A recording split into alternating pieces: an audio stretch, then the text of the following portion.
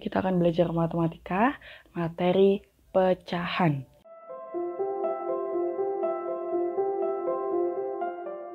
Oke teman-teman, hari ini kita akan kembali belajar berkaitan dengan materi pecahan. Materi pecahan selanjutnya yaitu mengubah persen menjadi pecahan. Nah, bagaimana caranya ketika teman-teman menemukan operasi hitung pecahan yang ada persen dan ada pecahannya? Nah, kita masuk ke contoh ya. Contohnya ketika kita menemukan angka 5/4 ditambah 5%. Nah, gimana caranya? Nah, sebetulnya kita perlu pahami dulu bahwa persen atau kalau dalam lambangnya itu artinya per 100. Nah, artinya berarti kalau misalnya pecahan persen itu artinya dia per 100. Contohnya ketika kita ketemu dengan 5%, berarti artinya 5/100. Nah, itu kuncinya. Ketika kita menemukan persen, langsung kita bagi dengan per 100. Jadi langsung 5/100. Ketika 10% berarti 10/100 dan seterusnya. Oke, kita lanjutkan. Nah, gimana caranya ketika kita sudah paham, oh berarti artinya 5/4 ditambah 5/100. Nah, kalau kita sudah menemui angka seperti ini, cara menghitungnya berarti kita harus menyamakan dulu dengan penyebutnya.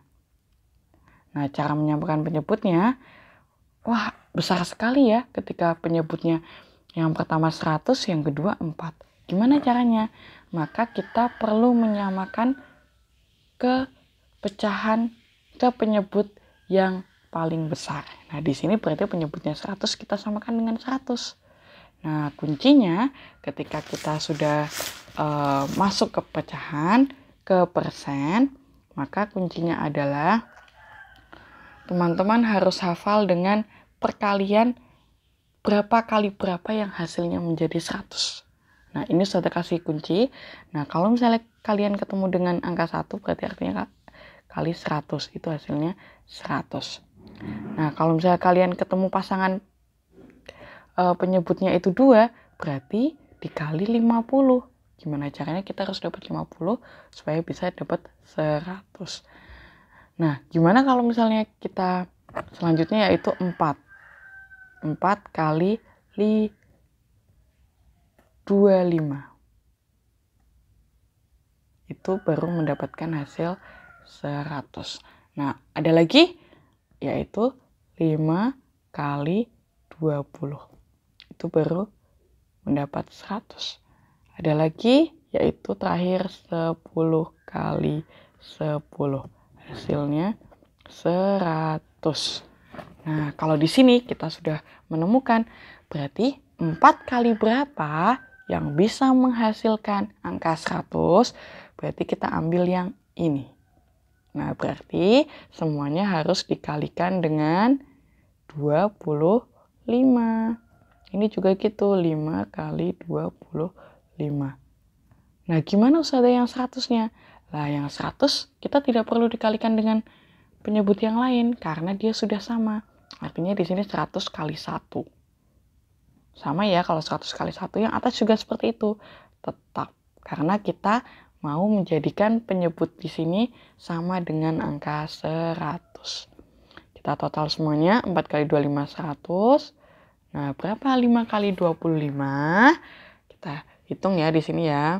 25 kali 5. 5 kali 5, 25. 5 kali 2, 10. 10 tambah 2, 125. Maka di sini hasilnya 125 ditambah 5. Sama dengan berapa? 130 per 100. Nah, kalau teman-teman sudah menemukan seperti ini, kita juga bisa, ini sudah dapat hasil. Karena ini artinya 130%. Nah, apakah di sini jawabannya? Sebenarnya dari sini juga sudah betul. Tapi biasanya ketika kita menemukan operasi hitung seperti ini, itu yang diminta adalah hasilnya adalah pecahan, bukan persen. Nah, gimana caranya? Maka kita coba di sini ya, kita lanjutkan di sini. Kita harus menyederhanakan. Kalau di sini 130/100, cara menyederhanakannya, sebelum kita jadikan ke pecahan, kita boleh coret. Mana yang bisa dicoret? Ini nolnya sama. Yang atas 0 punya 0, yang bawah juga punya 0. Kita coret 1. Ketika yang atas kita coret 1, yang bawah juga coret 1. Maka hasilnya 13/10. Nah, kalau sampai sini apakah sudah paling sederhana? Nah, kita sudah bisa lihat ya. Kalau di sini yang atas ini lebih besar, pembilang lebih besar daripada penyebut. Maka ini bisa kita jadikan pecahan campuran. Gimana caranya? Coba kita hitung. Kalau pecahan campuran berarti diporogapit. Nah, 13 bagi 10, angka yang mendekati 1. 1 kali 10, 10. Sisanya berapa? 3. Maka di sini penyebut adalah 10, sisanya 1. 3 berarti 3 taruh sini. Itu ya teman-teman. Hasilnya 1.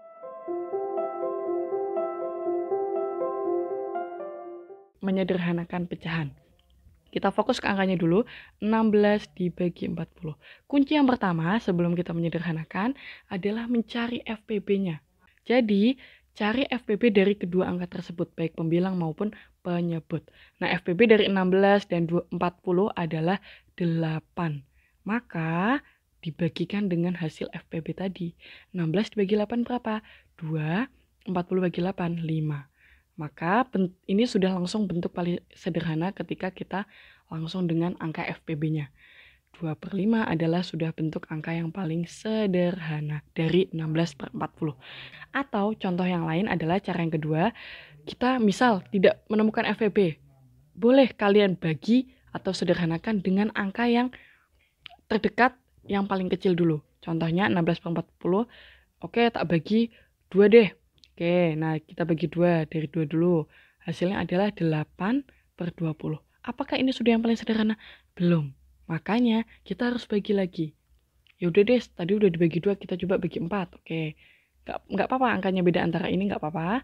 Antara 2 dan 4. Tapi kuncinya adalah ketika pembilang dibagi 4, maka penyebut harus dibagi 4. Sama, harus angka yang sama. Maka 8 bagi 4 berapa? 2. 20 bagi 4, 5. Hasilnya 2/5. Sama ya, dan ini yang disebut angka yang paling sederhana. Kalau kita berhenti di 8/20, itu belum pecahan paling sederhana.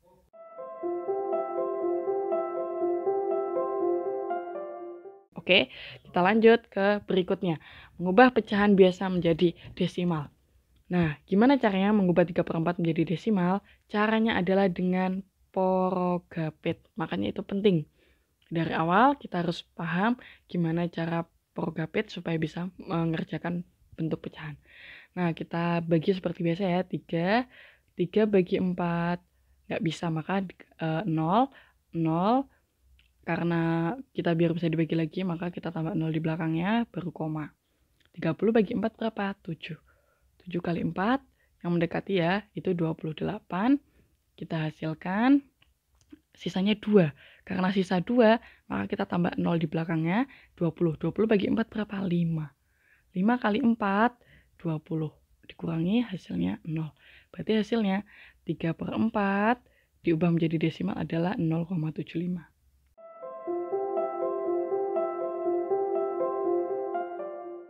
Penjumlahan dan pengurangan desimal. Jadi ini kita sudah ke desimal, beda dengan pecahan ya.